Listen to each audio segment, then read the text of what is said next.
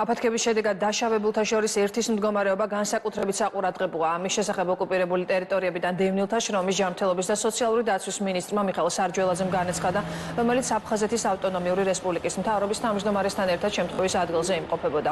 მათ ასევე მოინახულეს დაშავებული მოქალაქე, რომელიც კლინიკა ნიუ ჰოსპიტალშია მოთავსებული. მინისტრის განცხადებით, კლინიკაში რამდენიმე პირია გადაყვანილი, რომელთა მდგომარეობა სხვადასხვა სიმძიმისაა.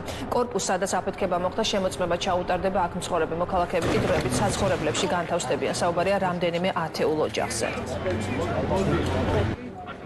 უბედური შემთხვევა მოხდა ზუსტ მიზეზებს ალბათ გამოძიების ჩატარების შემდეგ შეგვეძლება რომ დაზუსტებით ვთქვათ, სავარაუდოდ საუბრობენ გაზის გაჟონვაზე ან ქსელის გაუმართავობაზე, რამაც გამოიწვია აფეთქება. რამდენიმე პირი იმყოფება კლინიკაში და მათი მდგომარეობა სხვადასხვა სირთულის არის. ძირითადად ისინი უსაფრთხოდ იმყოფებიან.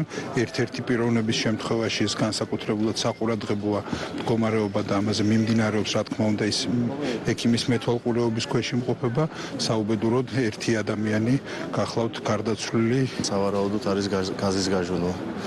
ასევე ვიმყოფებოდით საავტოფოში, სადაც მკურნალობას გადის 4 ადამიანი, მათ შორის ერთი ბავშვია, მისი მდგომარეობა